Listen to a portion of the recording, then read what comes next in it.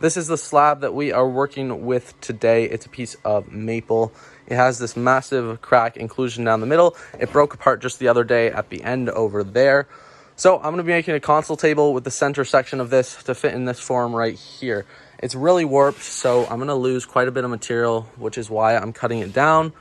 What I'm going to be doing is taking about 4 inches off of each slab on the center and then flatten those separately to fit into that form. Let's get right into it, start cutting these down.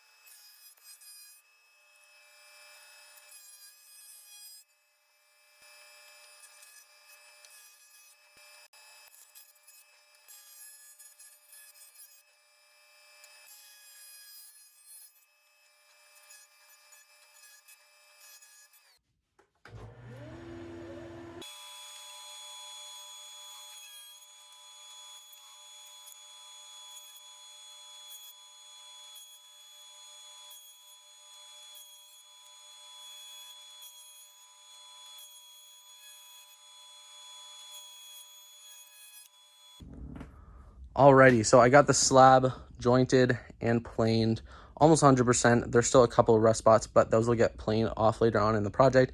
It's around 1.5 inches thick right now, so I took about 1 inch of material off total in some spots.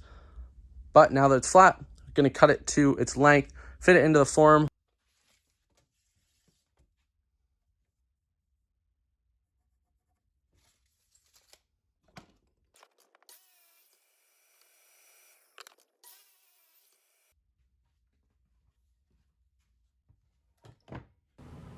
The form I'm using here is from Exotherm Designs.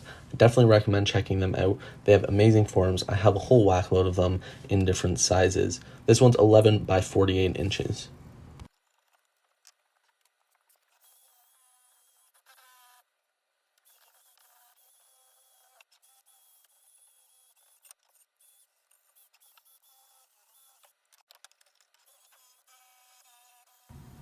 Now that I have everything cut to size, I'm just cleaning up both of these pieces where the inclusion is. What this does is just removes any loose pieces that could potentially float in the epoxy pour.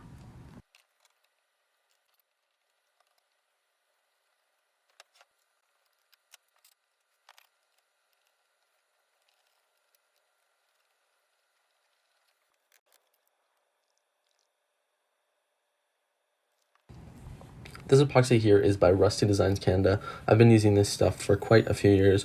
I absolutely love it. Haven't really had any issues with it at all. It's 3-to-1 by weight. So here I'm mixing up around 3.5 liters.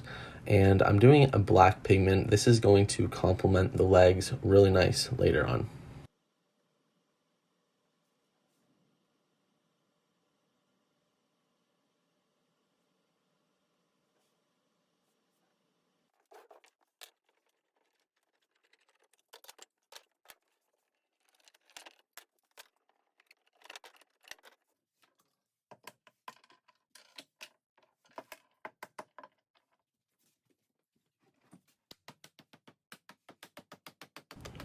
Like I was mentioning earlier, I absolutely love these forms.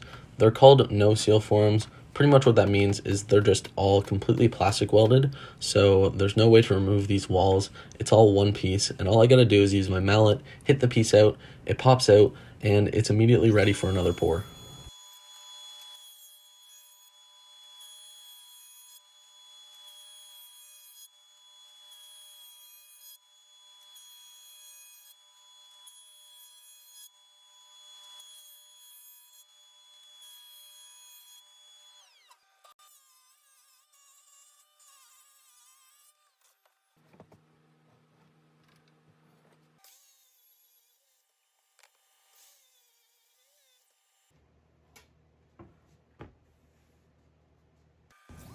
After planing and cutting the table to the final size, we're on to sanding, a lot of sanding. Right here, I'm using my Bosch 6-inch sander on turbo mode to get rid of any planer marks or chip out.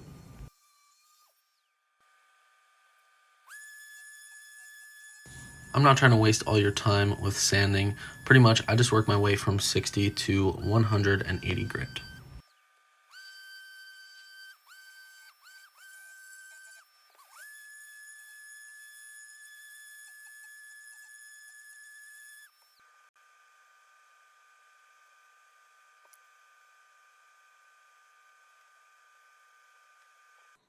Okay, so I'm getting ready to install the hairpin legs onto the console table here. I've got it sanded up to 150 grit. I did a water pop, and then I'm going to sand it with 180 grit after I get the legs ready to be installed. These are the screws that come with the legs. I don't like using these though because they're Phillips head and they're just really cheap screws. And with the placement of these holes, it's really hard to get the drill straight on top of these screws. So pretty much, I'm just gonna throw those out, never use them. And instead, I'm gonna be using these wood and metal screws. I've used these a few times. They were completely fine. Normally, I would use a threaded insert like this. I use these on my larger tables with larger bases that have slots rather than just holes. But the problem with using that in this case scenario is it's just such a tight hole that it won't allow the wood to expand and contract without the leg. So pretty much I'm just using these screws. They're not huge, but you can see there's a little bit of wiggle room. So I'll basically screw those in just tight enough, but not too loose that they'll allow the wood to expand and contract throughout each season.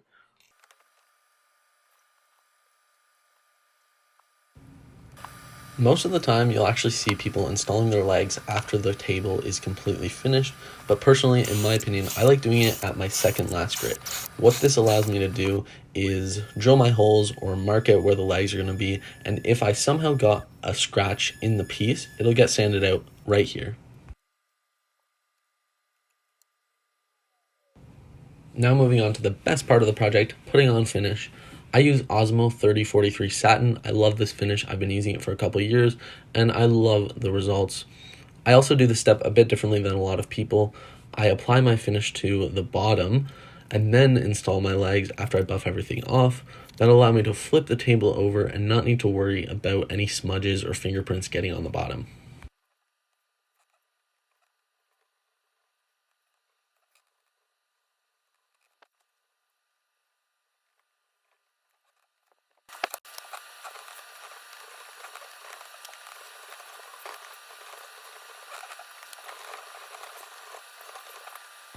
And finally, finishing the top, wiping off all that finish, and we get to see that maple really come to life.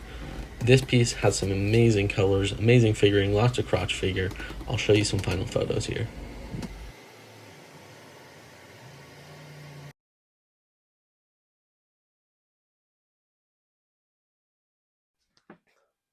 I really hope you guys enjoyed the process of me making this console table right here. If you did make it to the end, please comment down below. Let me know what you think of it. I really do appreciate the feedback. I'm going to be trying to post a few more YouTube videos in the coming months, try to post a bit more frequently. But I really love how this piece turned out. It is available if any of you guys are interested. Just shoot me an email, message, anything, Facebook, Instagram, all that sort of stuff. It'll be linked down below in the description. So yeah, like, subscribe, comment, that sort of stuff, and I'll catch you guys next time. See ya.